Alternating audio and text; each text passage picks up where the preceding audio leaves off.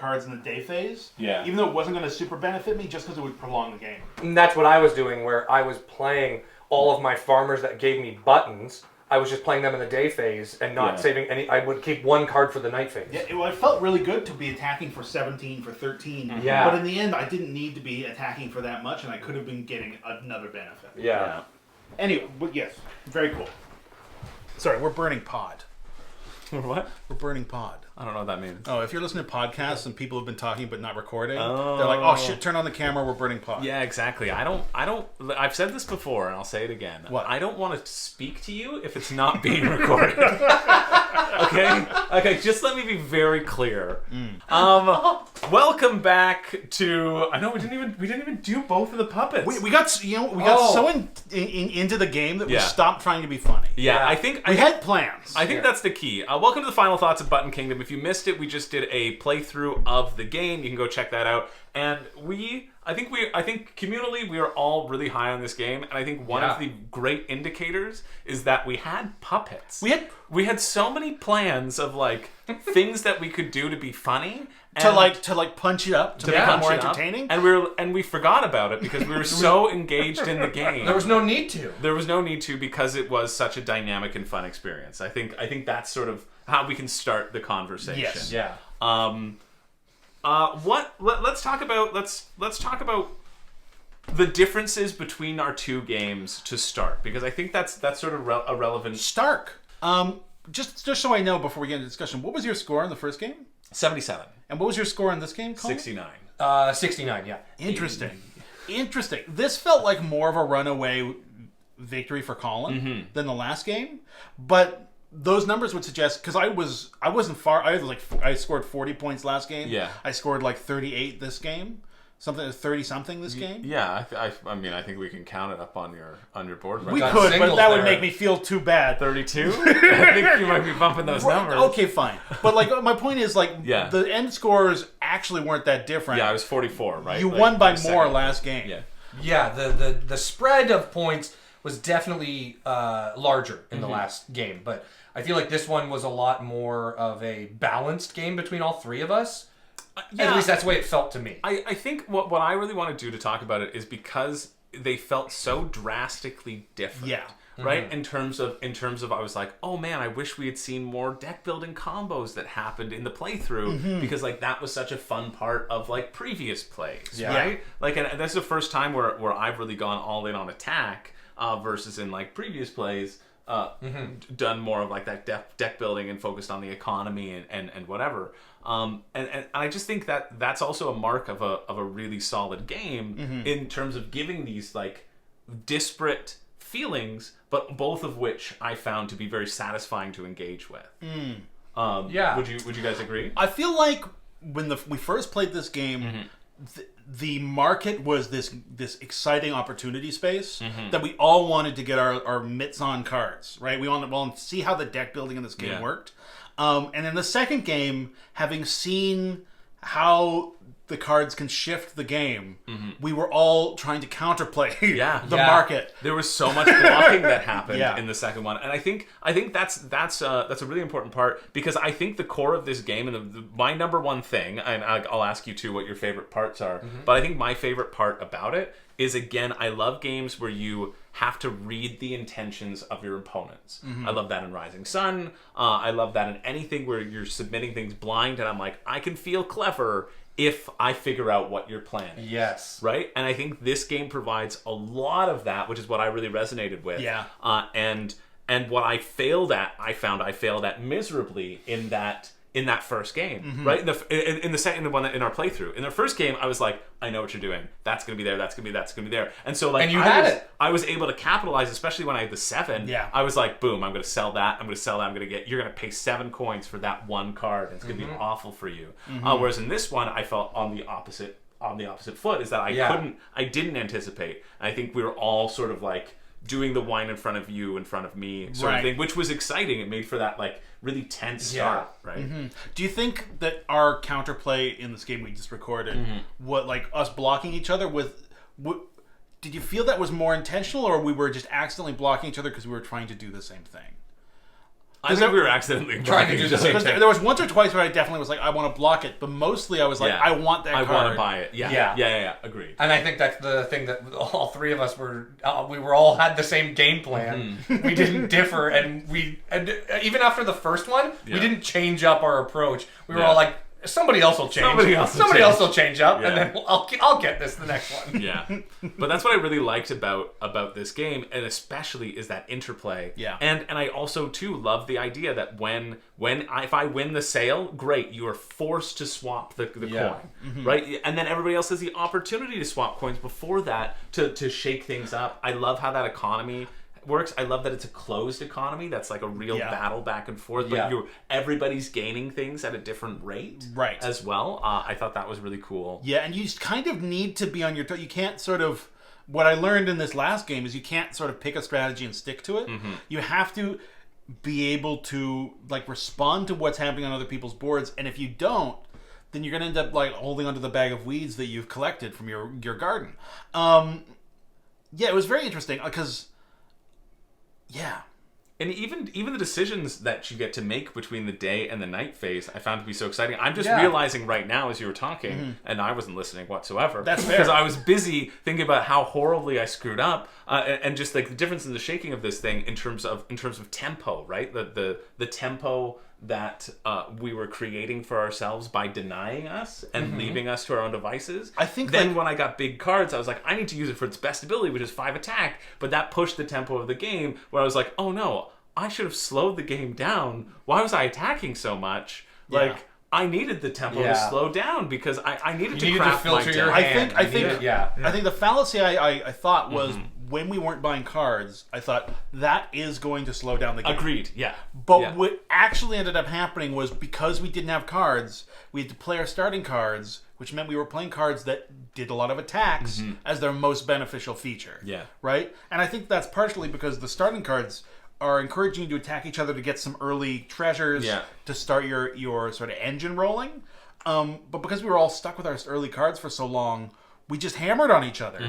And then what few cards we did win, we had to buy from Colin. Yeah, and the few cards that we had were very attack focused as well. Yeah. And so I used it for the attack instead of destroying and curating my deck, and I would have been like, that would have been so much better. Yeah. Yeah, super interesting. I wish I had been the trash guy. Did you, Colin? Yes. We've all played 2 different leaders. How do you feel about the 2 leaders that you've got to play? I wish I had been the trash guy. I think I preferred playing the trash. The trash champion. Do you want to explain the trash champion to the people? So the trash champion allows you to, where was it again? I think it allows you to replay a card. Yeah, you replay a card and then you get rid of it. Yeah, you replay a card that you've played in that phase, then you destroy it and it goes into the trash bin. And at the end of the game, you get a victory point for every card that's in the trash bin. Yeah. So if you've prolonged the game where you're not attacking and you're filtering out your own deck and then blocking the market, you're building up the trash bin, and you're basically giving yourself a bunch of victory points. Yeah.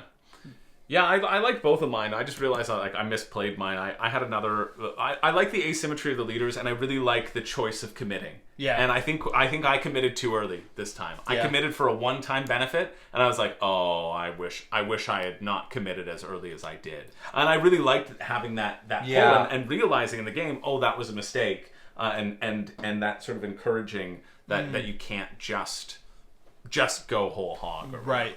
It's interesting because as soon as you guys revealed your leaders, I felt like I had to reveal my leader, or else I was losing out on my ability. Oh, you should. Yeah, your leader was so good. I think my leader hurt me so much. Really? Yeah, because my leader in this game let me draw a card. Yeah. You should have revealed that immediately. Which always ended up adding attack value to every one of my things. Which is kind of helpful because this leader gets points for having claimed treasures. Yeah. But in a game that was already sort of in a death spiral of acceleration, it just accelerated the game more. Yeah. And like I only ended up ever winning one more treasure after this card came out. So it didn't really, I didn't need to play it to get the benefit. I just think that's just your deck composition. You know what I mean? I suppose so. That's so beneficial if you have other stuff. No, I agree. I agree. I think in this game playing this at all hurt me. Yeah, I see what you're saying. Yeah. What was your? I think my favorite part I've established was the figuring out what your opponent's trying to do. I love this bidding. I was like, oh, it feels maybe kind of like Raw in terms of the numbers that you would pass back and forth. I don't think I agree with that prediction as much, having played it through. I mean, that is like a single piece of a larger mechanic that is vaguely similar. Yeah. But like this auction doesn't really feel like any other auction game that I've played. Yeah. I really like that you're really only making 3 choices. That as soon as you've made one choice of like, hey, it's most important that I sell this. Yeah. Then your other 2 choices just sort of fall into place. So like I really like the decision space of this. I like that sometimes you really want to sell high. I like that sometimes it's beneficial to have a lower number instead. It feels like really nice and flexible. Yeah. I feel like as far as everything that's going on in your player board, I feel like I wish it was maybe a little bit more complicated on this end, but this is the focus of the game. And that's exactly. That's the focus of the game. Yeah, this is the part. central piece of the game that makes it what it is. Yeah. And I haven't really noticed anything that I would change about it. No, Not at all. No, I love it. I like it's simplistic enough that I know what I need to do. Yeah. But then the challenge really falls down to the people I'm playing with. And I'm like, oh, can I figure out Chris? Can I figure out Zach? Right. And that's why it'll always be a different game if you're playing it with multiple people or different groups. Yeah, because it's interaction heavy, right? Exactly. Like it is interesting also because everyone reveals all their cards at the same time, and it's really simple to resolve the cards you've played. Yeah, you get buttons, you get defenses, or you get attack. Yeah. That's basically all it comes down to. That's basically all that comes down to, which means that the playing of cards gets over really quick. You get right back to the market phase again, and like discussion and trying to like figure out what everybody's position towards victory is during that phase is the most exciting. Yeah. Agreed. So that's your most. What's your favorite part about the game? If you had to distill it, Zach. I think every time, both times we played, I convinced myself my favorite part was attacking people. But in actuality, I think I enjoy this mechanic the most. Yeah. Right? I think I got way too eager about punching people in the face. You know what I will say on the mark of attacking each other? There are a lot of games like the Epic Spell Wars deck building game, right? Where or games where you have very take that and you're constantly attacking people, and especially in like a 3-player game. I worry. You kind of sometimes worry that. Well, it happened both times. Where in the first game you both attacked me and brought me almost all the way down to the bottom immediately, and in this game almost the same thing happened to you, Chris. Yeah, but I don't mind that because I find that the stronghold, like your fortress, the 10 points feels very negligible, right? Like I actually love how this incentivizes people to attack to get the tokens. Yeah, right. And so I really do appreciate that about like. These token triggers felt great, and that is sort of a self-balancer of incentivizing to make it not so aggressive around the table. It is interesting how you're really excited to attack people for the benefit early, and when they're starting to get down low, you're like, I don't want the game to end yet. They're winning. Yeah. Everyone's all of a sudden tries to find ways to pull back their punches. Where you and I drastically, Colin was at the top, and Colin ended up like getting eliminated. Like you were the only person who didn't lose your 10 points. I think it is maybe a little too easy to do the throne trade, right? I feel like almost every game, you and the people you're playing with are going to try to engineer that. Yeah. To try to, because it's almost in everybody's benefit to do a throne trade rather than let someone get away with 2. But like. I think like in the gameplay result of that is that it ends up feeling balanced in the end, right? Even if someone takes a lot of hits early. Yeah. Yeah. Colin, do you have like a distinct favorite aspect of the game? Yeah, when to kind of piggyback off of like the whole attacking phase, when getting those when getting the stones, the abilities, the choice whether or not you want to empower or improve your draw. Like I felt like Zach was very heavy on empowering, and he wasn't super drawing heavy until he got later on in the game. Where you and we focused on immediately getting a larger hand size right from the start, and maybe that helped us out in the long run. I'm not really sure, but I like the idea of being able to choose whether or not I want to improve my chances of getting a card, or do I want to improve my draw. Like, I like that idea where I'm attacking and then getting a benefit, and I have to choose which benefit do I want. I think these Empower tokens are super clever, because it's a nice reward to get the Empower tokens. It makes all of the stones you're going to be placing in the market more flexible. Yeah. It is an interesting double-edged sword, because in this game I had 2 Empower tokens by the end. Yeah. In the first game I think 2 or 3. 2 right off the bat. Off the bat. Yeah. And it is kind of a double-edged sword, because then your sell token becomes a buy token. And it means that with 2 Empowers out there, my card things are more flexible, but I'm at risk of buying 2 things. I don't think that's bad. I think getting cards that's is good. I think a better. couple times I bought 2 cards that didn't benefit me in the end run, and it meant a lot of buttons leaving me all at once a couple times when maybe I didn't want to. Just because, like, hey, when you have the buttons out, the Empower tokens out there, it is more powerful. You do have a lot more flexibility, but you can end up sort of being forced to play in a way that's going to make you lose buttons that you didn't want to. I think maybe we just should have played it as like an either or. Then you know what I mean? Like you have the option to empower. I think it's still fair. I just think that, like, hey, that's an interesting. It's not all benefit, right? Which means, like, hey, there. I can see that. Right. I think that's more interesting than it is not. Right. Yeah. Yeah. So is there a least favorite part as well? Like for me, honestly, I'm really high up on this game. I had a great time in both of them. I think for me, I don't mind that you're not doing more on your own player board. Like you were bringing that up, and I was like, that doesn't bother me. Mm-hmm. For me, I guess there was no way for us to come back at a certain point when Colin was ahead, but at that point the game was so close to being over that, like, it just made sense. We had to reap what we sowed. Yeah. I think maybe in a 4-player game there would have been some more ways to force him into purchases with extra stones out on the board. 4-player game definitely would go longer because you wait till 3 thrones are taken. Gotcha. And so I think that also might negate the swap. The swapping. I feel like at a 4-player game this would feel pretty different. I think so. In terms of the interplay between There was them. only one thing that I found that I would maybe like to see different, but when the first person dies, like, they're basically now, what's the point of attacking that person? Right. If, like, even just reset your health and, like, maybe in the 3-player game you could do that. You could be reset in order to just trigger new treasures. Exactly. Like at the end there, you were down to 0 health. I had 13 attack. And you were both dead. There was no one I could dump it on. Yeah, you would if I had wanted to target him to take away his walls. If I take away my walls, and you would have got more treasures. Well, or if though that attack on someone with zero health had done in some conversion damage to his buttons, that it wouldn't have made me win. Yeah. But if he had lost 13 buttons, at least it would have been a closer. Yeah. Right. It would have been a closer end to the game. Yeah.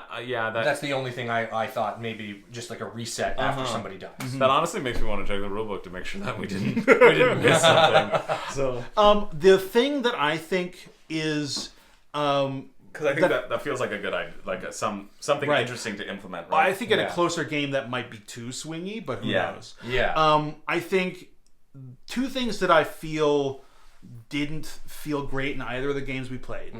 There are these thief cards that you can purchase and put into other people's decks.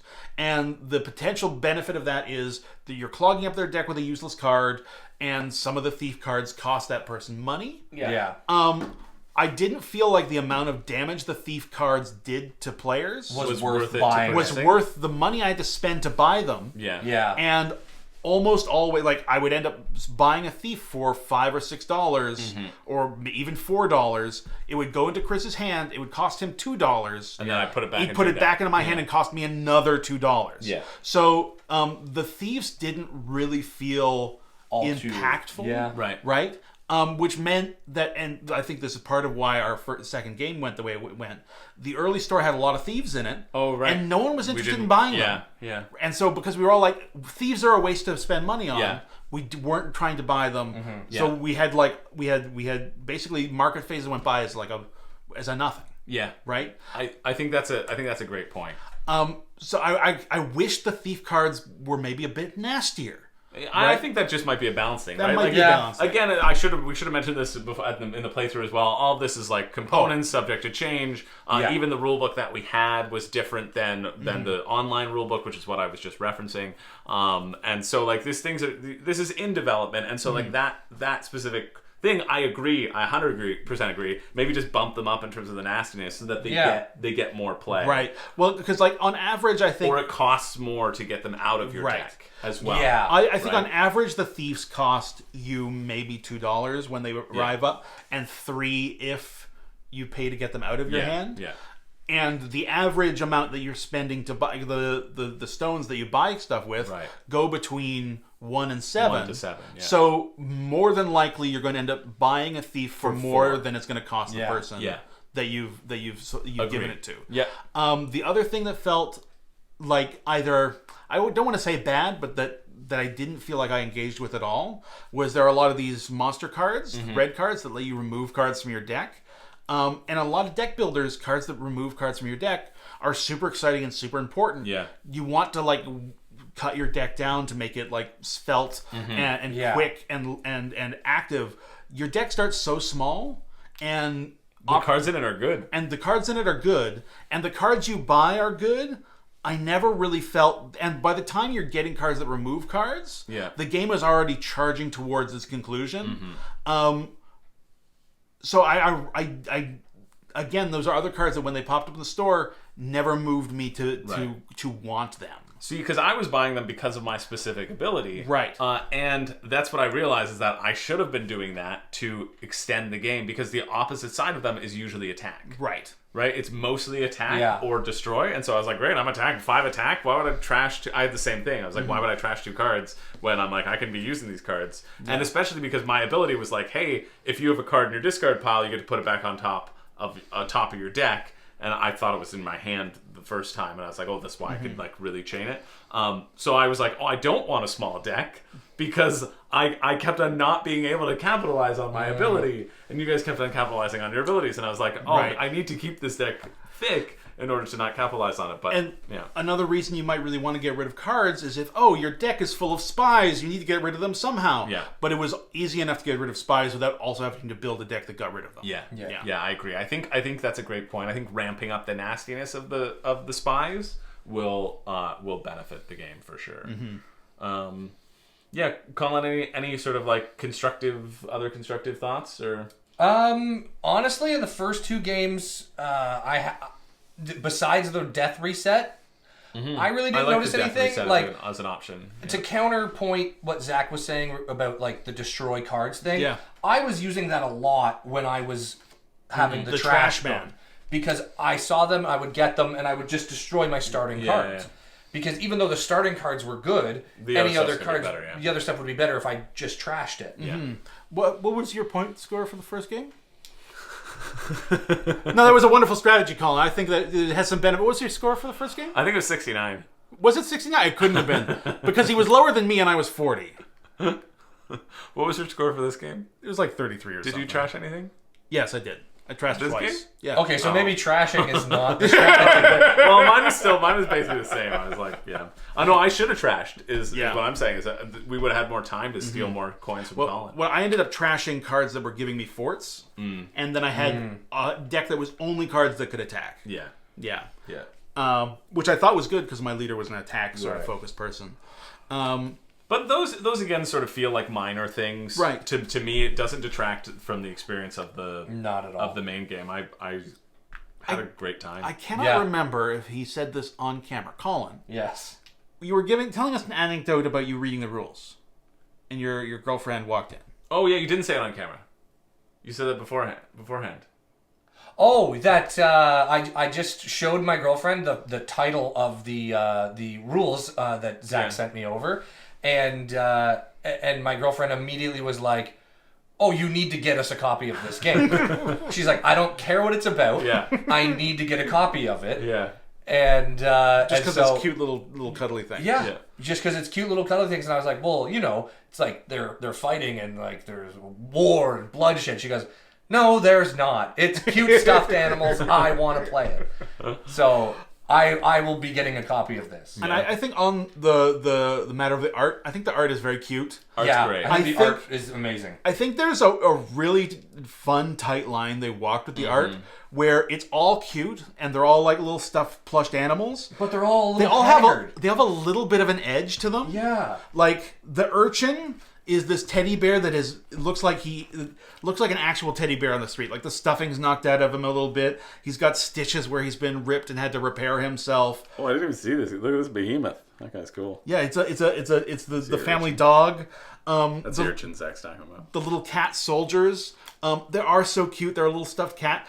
They do definitely seem to have a shaving razor attached to a stick. So like everything is very cute, but also has a little touch of hardness, a little grit, which I think like the contrast between cute and rough is very fun, right? Yeah, I don't think is there much more to say? I don't think so. I think honestly no. I think we covered most of the things. We're getting down to the very nittiest of pickiest. The one thing we all complained about a little bit in the first game was we kept knocking our cubes. Yeah. Just you place the forts above the cubes. You place your hand of cards below the cubes, and it tends to move a little bit. I honestly think that's just how we were playing it. I think so. Like playing it on the table and playing it for camera. But this is me stretching my heart to find a criticism. So what you're saying is if there's a deluxe which has a dual layer board, it's an auto buy for everyone. Chris, that's what you're trying to say? I mean, I'm inset boards should be an auto buy for everything. Inset boards make or break a game. This is the budget conscious channel. Buy it, spend your money. I don't think it's necessary to have an inset board. Yeah. But this just it is. You can knock it. Yeah, that did happen. That's a good point. But otherwise, I like this game a lot. Me too. I think the main takeaways are what we said at the beginning. We had other things we were planning that we didn't do because we were so involved in the game. Yep. We played it 2 times in a row, and all 3 of us would happily play it again right now. I remember. Which I hope we do. I remember in our first playthrough.